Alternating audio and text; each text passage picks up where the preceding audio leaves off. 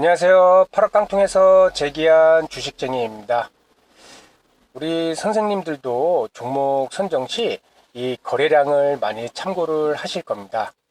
이 거래량은 한 종목의 현재 위치와 그리고 앞으로 어떤 방향으로 움직일지를 잘 보여주는 가장 정직한 지표라고 볼 수가 있습니다. 오늘 거래량의 속성과 종목 선정 시 활용 방법에 대해서 잘 들으셔갖고 선생님들만의 매매 기준을 보완하는데 꼭 활용하시기 바랍니다. 그럼 오늘 첫 번째, 거래량의 속성.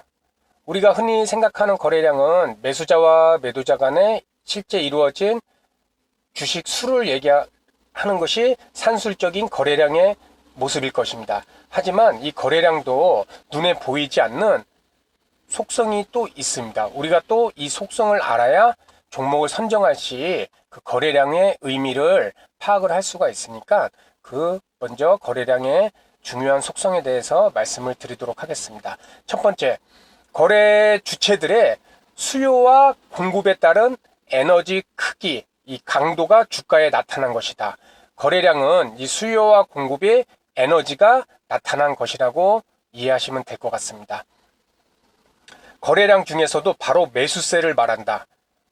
아니, 거래량에는 매도세도 있는데 왜 거래량을 매수세를 중점을 둘까? 우리 모든 한 종목의 모든 주식 수는 다 주인이 100%다 있습니다.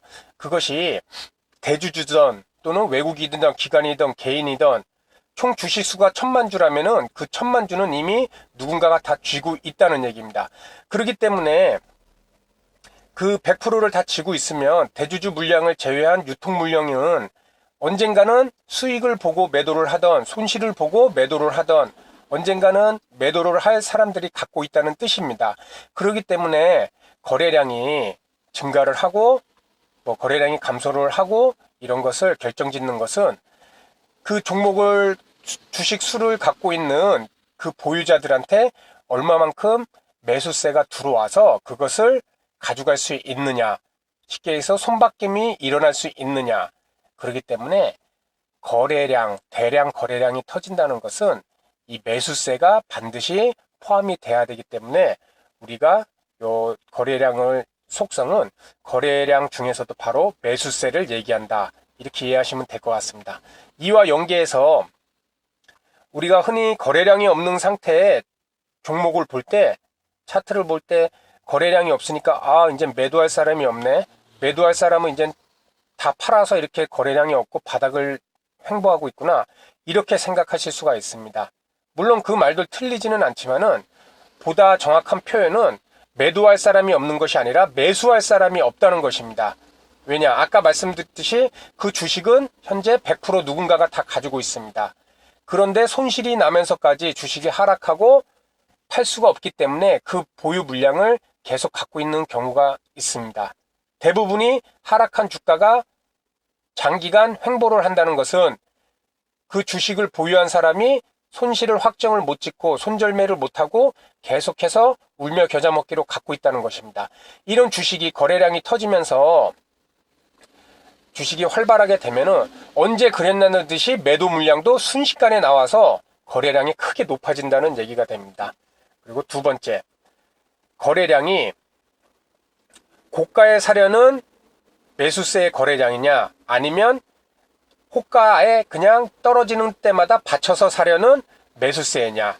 즉, 이 거래량의 매수세의 질이 올라가는 수량을 잡아먹으면서 올라가느냐 아니면은 떨어질 때 물량을 받쳐서 수량을 사느냐. 이 거래량에 따라서 주가가 오르고 내리냐가 결정되어진다는 것입니다.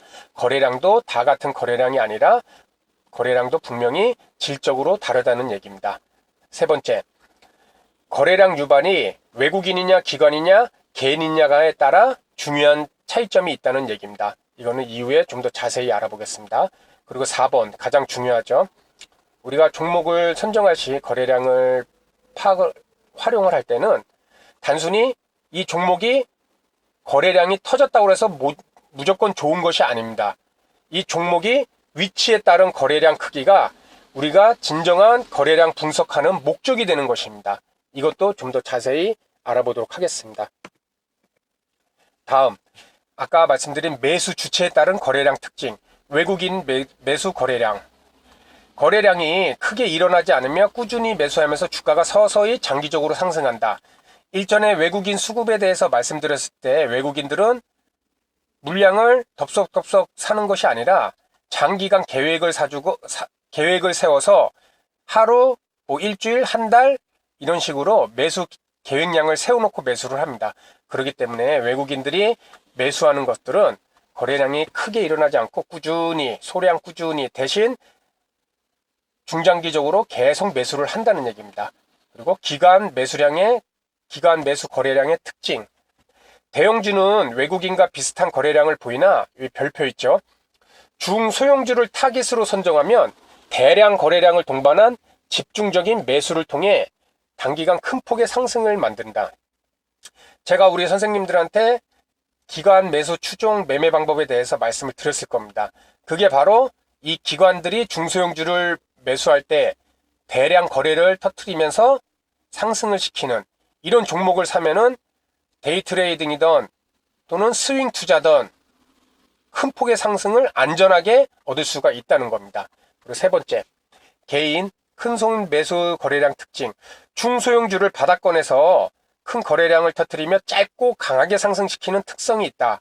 특히 갑작스러운 호재성 뉴스가 발견했을 때 이런 거래량을 터뜨리며 크게 상승을 시킵니다.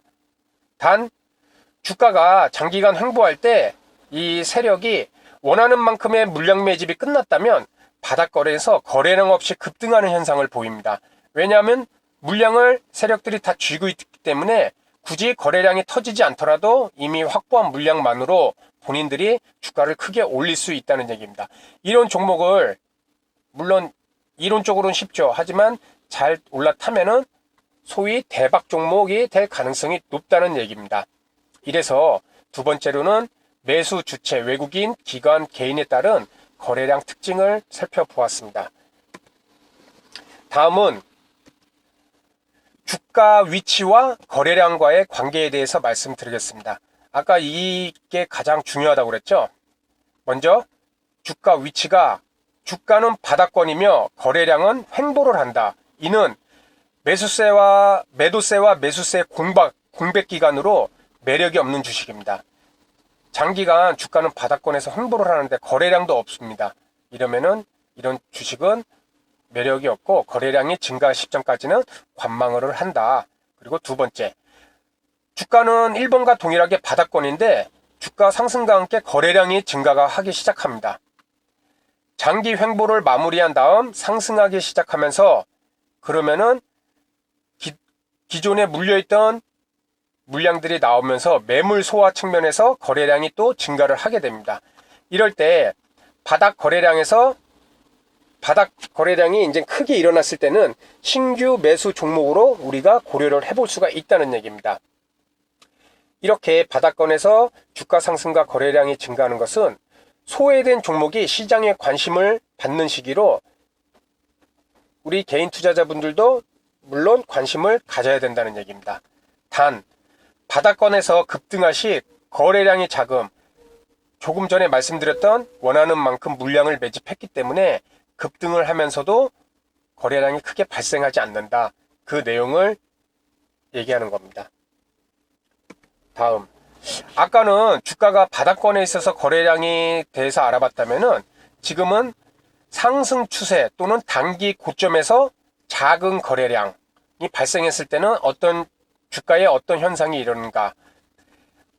상승 추세, 여기 선생님들도 보이시죠? 상승 추세를 오르는데 단기 고점이 됐습니다.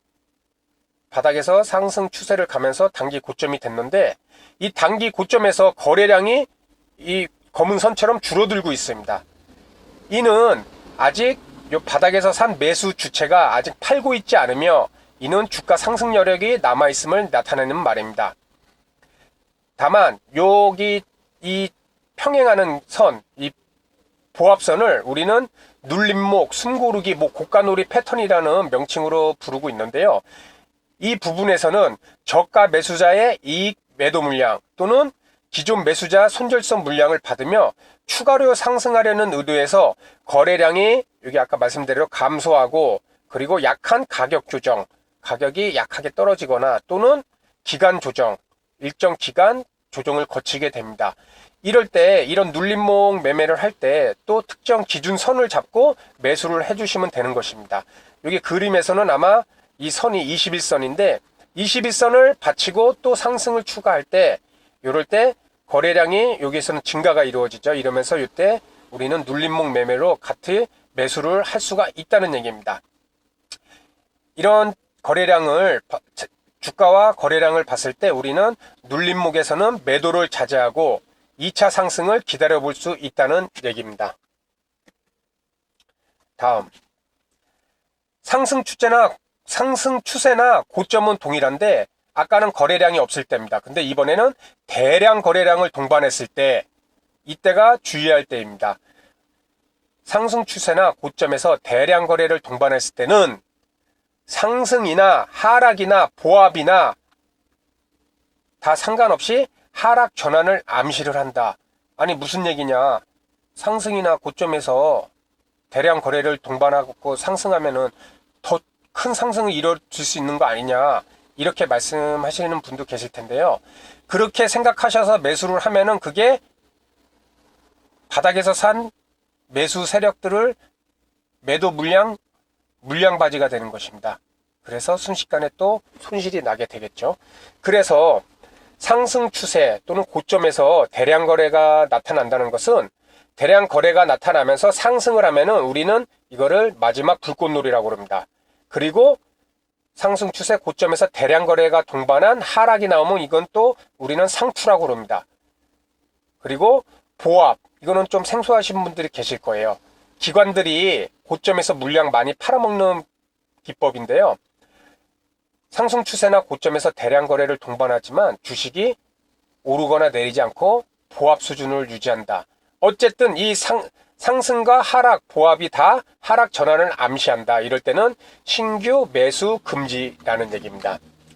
그래서 이 동그라미는 방금 말씀드려요.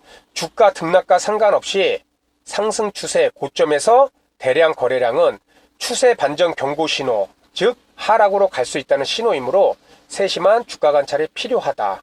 그리고 방금 말씀드린 주식 분산. 주식 분산이라는 것은 고점, 상승 추세 또는 고점에서 대규모 거래량이 있음에도 주가 변화가 없는 상태를 말하며 이는 물량 정리 시간을 의미하는 것입니다. 이는 마찬가지로 하락 반전 징후이자 주가가 천정임을 암시한다는 얘기입니다. 주가가 보합에서 하락을 하고 상승 추세를 이어갑니다. 그런데 거래량이 이렇게 일어나는데 큰 거래량이 대량 거래량이 이렇게 일어납니다. 그런데 주가는 어떤가요? 상승을 하지도 하락을 하지도 않고 보합을 이루고 있죠. 거래량은 크게 이루는데 이때 바닥에서 샀던 이 매수 세력이 주가를 유지시키면서 물량을 새로운 신규 매수자에게 넘기고 있다는 얘기입니다. 이런 것을 거래량이 터졌지만 주가는 평행을 한다. 이것을 주식이 분산된다.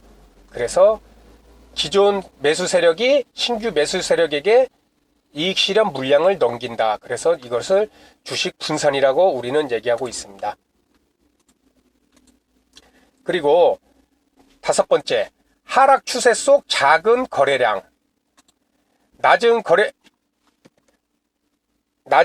거래량으로 주가가 내려가면은 하락 추세입니다.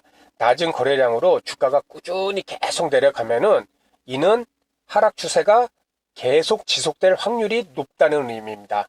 이럴 때 신규 매수 금지입니다. 우리 개인 투자자분들 바닥을 예상해 갖고 주가가 계속 이렇게 하락하는데도 계속 물타기를 하면서 단가 낮추시고 그렇게 해서 물량을 계속 매수하시는 분들이 많을 겁니다. 이것은 한 특정 종목만 봐도 주가가 하락할 때 일별 매매 동향을 보면 항상 개인이 순매수로 돼 있습니다. 우리 개인 투자자분들이 주식을 매수할 때 하락하는 종목을 계속 받치면서 이렇게 저가로 생각하고 매수를 하시는데 이거 상당히 위험한 방법입니다. 그래서 이 거래량도 봤을 때 하락 추세에서 작은 거래량으로 계속 하락을 하면은 이 하락 추세가 지속될 수 있는 확률이 높음을 의미를 한다는 것입니다.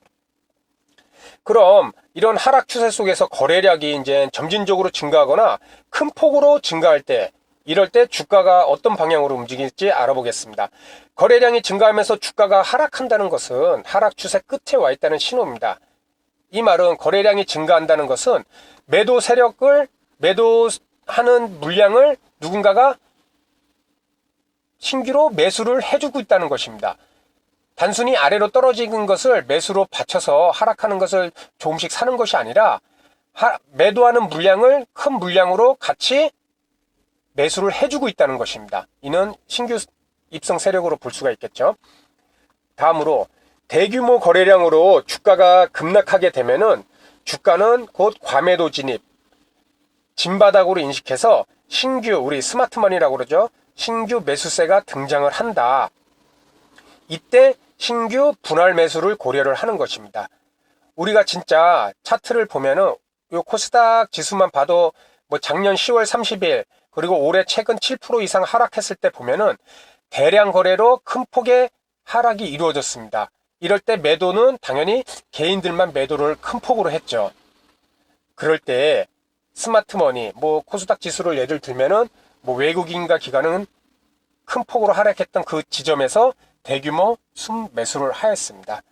이렇듯 다만 그것이 큰 폭의 대량 거래와 함께 큰 폭의 급락했을 때가 우리는 진바닥이라고 예상할 수 있지만은 그것 또한 확실한 것은 아닙니다. 이럴 경우를 대비해서 우리는 분할 매수를 고려를 한다는 얘기입니다. 그리고 마지막 진바닥은 그 주가 수준에서 매수 세력이 주가를 지지하기 때문에 거래량은 늘어나지만 주가는 더 이상 하락을 멈추고 상승 추세 전환을 시도한다. 거래량이 이제 바닥으로 떨어졌을 때는 나타나는 특징이 거래량이 큰 폭으로 증가를 하지만은 그 매도세 물량을 매수세가 받아서 주가는 더 이상 하락하지 않는다는 얘기입니다. 이것은 바닥, 대바닥, 진바닥에서 손바뀜이 일어난다는 얘기가 되겠죠. 그래서 오늘 우리 선생님들에게 거래량, 특히 종목의 위치에 따른 이 거래량이 갖는 의미에 대해서 말씀을 드렸습니다. 아울러 제일 처음에 말씀드린 거래량의 이 속성, 이 거래량의 속성도 우리 선생님들이 항상 머릿속에 갖고 계셔서 이 내용을 알고 일반 종목 거래량을 분석하는 것과 이 내용을 잘 모르시고 그냥 거래량이 많네 적네 그것을 분석하는 것은 큰 차이가 있습니다. 이것이 결국 수익 나는 종목을 선정하는 그 매매 기준에 중요한 역할을 할 수가 있을 겁니다. 그래서 오늘 거래량의 속성 그리고 종목의 위치에 따른 이 거래량의 의미에 대해서 한번 알아봤습니다. 오늘 들으신 내용 꼭 선생님들 매매 기준에 참고를 하셔서 더 상승을 할 수 있는 종목을 선택하실 때 많은 도움이 되시길 바라겠습니다. 다음 시간에도 보다 좋은 내용으로 선생님들에게 인사를 드리도록 하겠습니다. 감사합니다.